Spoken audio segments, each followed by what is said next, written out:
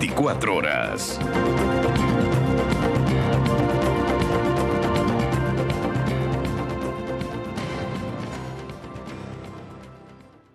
Son las 7:31. Hay una publicación de The Economist, un artículo escrito por Alexandre Clapp, que estuvo en el Ecuador recorriendo zonas. Y el titular es Ecuador, un nuevo narcoestado. Ramiro García, abogado penalista, está con nosotros para hablar de este tema, para analizar. Ramiro, buenos días. Quiero empezar preguntándole qué significa ser un narcoestado, porque aquí como usar términos es tan fácil como cuando hay crisis de los gobiernos, cuando la economía no da más, decimos que esto es un estado fallido. Narcoestado, ¿qué significa? Buen día. Buenos días, Milton. Muchas gracias por la invitación. Un saludo para todos los televidentes. Mire, cuando hablamos de un narcoestado, estamos hablando de un estado cuya institucionalidad ha sido cooptada por el narcotráfico.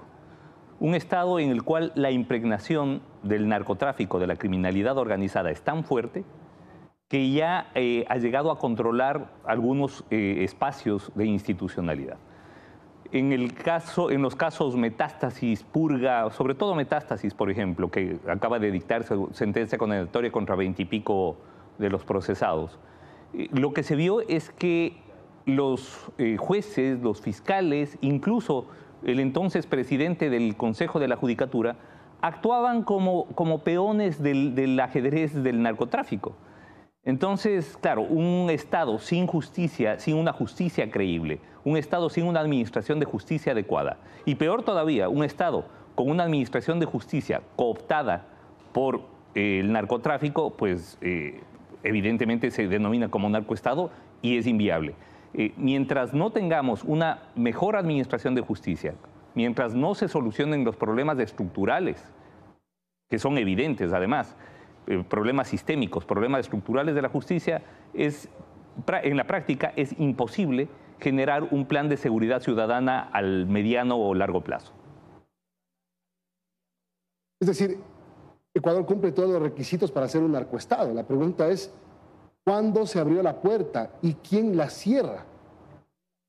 Bueno, este ha sido un proceso, digamos, sostenido de socavamiento de la institucionalidad, especialmente de la institucionalidad judicial. Cuando hablamos del estado en el que se encuentra la justicia, no podemos dejar de mencionar la metida de mano de la justicia en los años 2010-2011. O sea, recordemos cómo empieza esto, cómo se declara en emergencia la justicia, cómo se nombra a un Consejo de la Judicatura transitorio compuesto por 3 vocales puestos prácticamente a dedo por el Ejecutivo. Y luego, todo es el periodo en el cual el Consejo de la Judicatura se dedicó a cooptar a los jueces y fiscales y volverles, bueno, prácticamente militantes del entonces poder de turno.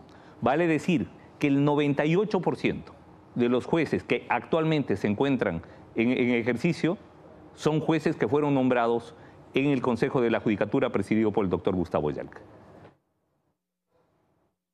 Entonces, si nos quejamos, del estado de la justicia, lo primero que tenemos que preguntarnos es ¿y quiénes son los que están administrando justicia? ¿Quiénes son los jueces? O sea, recordemos que en el periodo de Julio César Trujillo, lo que se cambió fue la Corte Constitucional. Los 9 jueces de la Corte Constitucional fueron reemplazados. Y se hizo una evaluación por parte del Consejo de la Judicatura que terminó en la salida de 8 o 10 jueces de Corte Nacional, no más que eso. Pese a esto, hasta ahora no se ha podido renovar adecuadamente a la Corte Nacional de Justicia y la semana pasada hemos visto cómo el Consejo de la Judicatura acaba de resolver anular el segundo concurso de renovación de jueces de Corte Nacional. Es decir, durante 2 años, por 2 ocasiones, porque además este es el segundo concurso que se declara fallido, no ha podido el Consejo de la Judicatura nombrar a 13 jueces para que reemplacen ni siquiera para reemplazar, para llenar las vacantes que se encuentran en este momento en la Corte Nacional de Justicia. Ahí está, justamente, acordado. Uno de los puntos para ser un narcoestado es que no tenemos justicia que administre la justicia justamente de una manera transparente. El concurso debió haberse declarado nulo después de todo lo que se encontró. ¿Cómo podía seguir un concurso altamente cuestionado? Bueno, a ver, Mire, primero, todo concurso va a ser muy cuestionado, venga de donde venga. Este es un concurso que estuvo muy lejos de ser perfecto desde el inicio, tuvo un reglamento hecho bajo una perspectiva totalmente mediocre.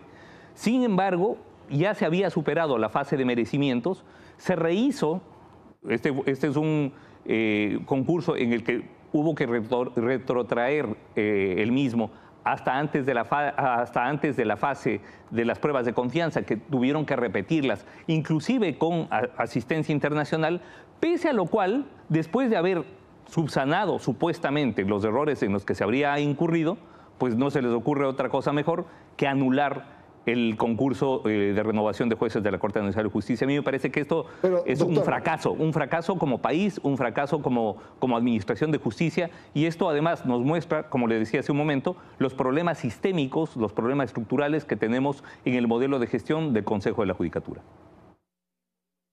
Pero doctor, ¿qué garantía de tener jueces probos daba este concurso después de darse cuenta de que contratan una empresa fantasma que no garantizaba el tema de las pruebas de confianza? Pero ya lo volvieron a hacer. Después de darse cuenta que en la fase de méritos, bueno, pero en la fase de méritos, candidatos que le subieron hasta 26 puntos, ¿cómo así? Bueno, corrijan eso. Es decir, fueron por la solución más fácil. Lo que tenían que haber hecho, desde mi punto de vista, era, si es que se detectó una calificación inadecuada de méritos, pues corrijan esa parte. Y ya rehicieron el tema de las pruebas de confianza. Ya una vez superado eso, lo que quedaba era hacer una oposición adecuada. Mire, uno de los problemas, y le digo porque yo incluso estuve en inicio como uno de los expertos que iba a realizar una de las fases del concurso. Mire, mientras más complejo, mientras más elaborado y más confuso sea el concurso, mucho menos transparente y mucho peor el resultado. Y los concursos llevados a cabo por el Consejo de la Judicatura realmente son un desastre por eso. Porque a la final, quienes realizan los reglamentos, quienes hacen las cuestiones, no son ni siquiera los vocales, son los funcionarios de segundo orden. Y claro, lo hacen de manera tan enrevesada, tan compleja, que termina conspirando contra la realización del propio concurso. El concurso no es un fin en sí mismo. La finalidad, como usted dijo hace un momento, es tener buenos jueces.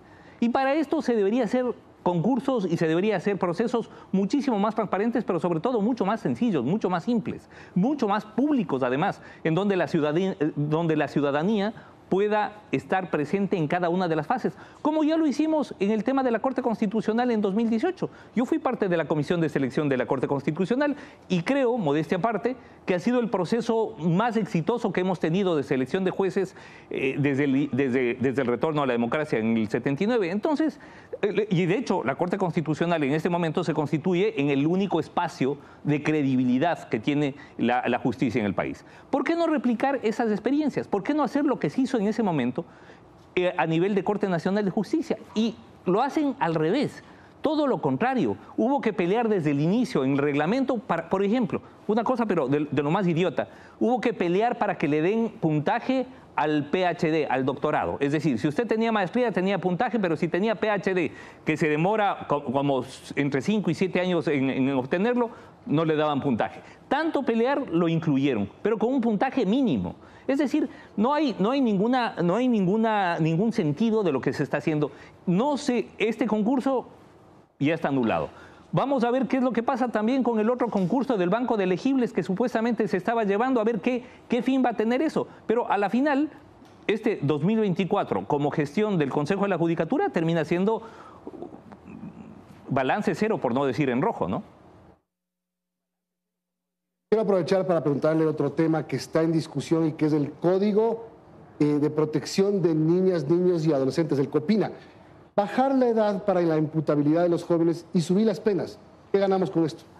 Mire, ese es un debate que ya internacionalmente se lo ha llevado a cabo. Hay algunos países como Estados Unidos, por ejemplo, incluso Argentina, que trata a los menores como adultos a la hora de juzgarlos por los delitos que cometen. Hay otros, especialmente en la Unión Europea, en donde se mantiene la protección del menor y la condición de inimputabilidad, con un régimen penal especial mucho más suave que el régimen de los adultos. Mire, el problema de fondo es erradicar las actividades delictivas en menores. Y eso no lo vamos a conseguir incluyendo a los menores en el Código Orgánico Integral Penal como si fueran plenamente responsables. El problema de fondo es social y se tiene que enfrentar desde ahí. ¿Cómo hacemos para que esos menores de 14, 15, 16, 17 años no estén en las calles delinquiendo y estén en el sistema educativo formándose, que es donde deberían estar? Entonces, yo creo que el punto de mira no radica en cómo castigar más gravemente a los menores, sino cómo lograr que esos menores puedan insertarse adecuadamente en el sistema educativo y luego en el sistema universitario y en el sistema laboral.